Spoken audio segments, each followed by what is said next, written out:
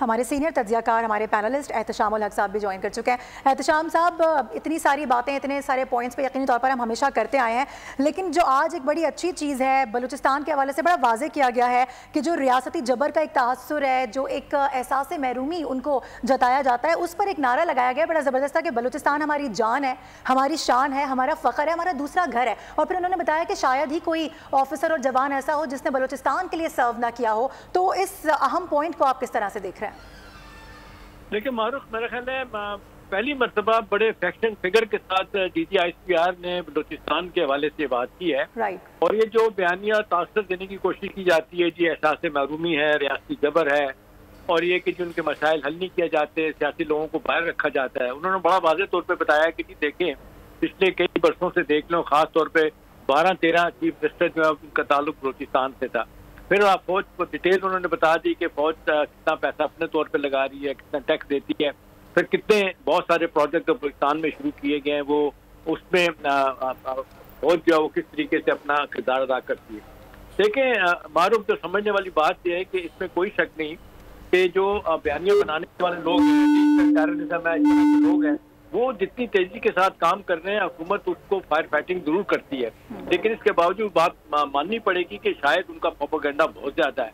ये उसी सूरत में हो सकता है कि जब as a society, as a civil society, media, तमाम अदारे मिल के ये सोचें कि भी हमें इस मामले को सियासत से मुबर्रा होकर देखना है।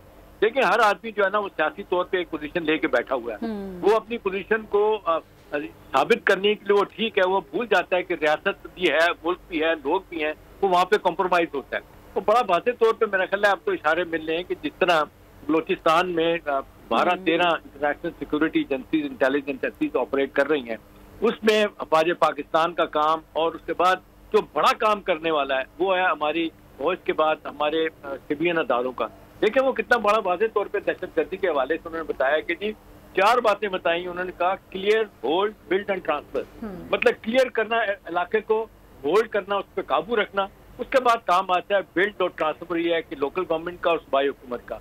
इन सो मेनी वर्ड्स वो यही कहना चाह रहे हैं कि इनका जो काम है, यानी सूबाई हुकूमतों का, वो अपना काम शायद ठीक तरीके से नहीं करते, या जितनी तेजी के साथ कोऑर्डिनेटेड एफर्ट होने चाहिए वो नजर नहीं आते। नतीजतन बावजूद इस बात के हर रोज 130 के करीब जो है ना वो कहते हैं काइनेटिक ऑपरेशन होते हैं इनके खिलाफ, फिर भी दहशतगर्दी जारी है। तो सवाल तो यही है कि कनाइमंस तो है, दौलतकारी मुल्क के अंदर से भी, सूबे के अंदर से भी, और वो लोग डिसकंटेंट जो फ्रस्ट्रेट एलिमेंट है वहाँ पे, जो सियासी तौर पर भी समझते हैं कि वो शायद अपना कोई रोल नहीं प्ले कर रहे, तो वो फिर अपना बाहर से मदद लेते हैं, वो इंटेलेक्चुअल इनपुट भी बाहर से लेते हैं और लोगों को भड़काते हैं। तो मेरा ख्याल है वक्त आ गया कि हमें एज ए सोसाइटी हमें लोगों को सोचना चाहिए कि भाई इसका नुकसान मुल्क को हो रहा है, रियासत को हो रहा है, रियासती अदारों को हो रहा है। तो मेरा ख्याल है इसको रोकने की जरूरत। तो आज बड़े फोर्सफुल तरीके से अपना नुक्ता बताया। और दूसरा मेरा ख्याल है इस सारे मामले में एक चीज और जो बताई उन्होंने कि अफगानिस्तान को रोल किया है। एक तो उन्होंने बावजूद मैं खुश हुआ, मेरा ख्याल था कि स्टेट अवे वो मुखालफत करेंगे तालिबान हुकूमत की और बताएंगे वो क्या कर रहे हैं। उन्होंने कहा जो डिफरेंसेस पैदा करने की कोशिश करें वो नाकाम होंगे, लेकिन अब जबकि पाकिस्तान की हुकूमत ने मारूफ बाकायदा सबूत दे दिए अपना अफगान हुकूमत को, और इसको वेरीफाई भी करते हैं, अमेरिकन भी, चाइनीज भी करते हैं, रशियन भी करते हैं, तो उसके बाद उन्हें चाहिए कि इसका एक्शन लें। तो मेरा ख्याल है अब ओनर्स जो है वो इनके ऊपर है। जो आपकी तालिबान की हुकूमत है, तकरीबन 2 बरस हो गए, या बुरी हुकूमत है, इसको आज तक किसी ने रिकग्नाइज नहीं किया। पाकिस्तान ने आउट ऑफ द वे जाके 94 में भी जब तालिबान अफगान आए थे, उस समय पाकिस्तान ने, UAE ने, सऊदी अरब ने इनको रिकग्नाइज किया था। तो मेरा ख्याल है वक्त आ गया कि मुझे तो जाती तौर पर लगा नहीं, बड़ा स्ट्रॉन्ग मैसेज है DGISPR की तरफ से उन लोगों के लिए जो पोजीशन लेके बैठे अपने जाती और सियासी मफादात के लिए मुल्क को कुर्बान करते हैं। तो मैंने कहा इसको देखने की जरूरत है। आप देखते हैं कैसे करते हैं। एक चीज अगर आप इजाजत दें कमेंट करने की, वो है फैज अमीर का मामला। देखिए बड़ा वाज़ेह तौर पर उन्होंने कहा कि जिस तरीके से टॉप सिटी के अलावा भी वो गवर्नमेंट में रहते हुए और जब वो रिटायर हो गए थे, जिस तरीके सियासी तौर पे और जाती तौर पे उन्होंने माली फायदे लिए, और इनडायरेक्टली उन्होंने बताया कि बानी PTI भी इस सहूलतकारी में शामिल है। और उन्होंने रूल आउट नहीं किया कि ये आर्मी एक्ट के तहत जो मुकदमा DGISPR चल रहा है वो बानी PTI में भी चल सकता है, इसलिए कि वो कनाइवेंस उनकी भी साबित हो रही है। अगर वो कहते हैं कि हाइपोथेटिकल क्वेश्चन है, देखा जाएगा क्या होगा।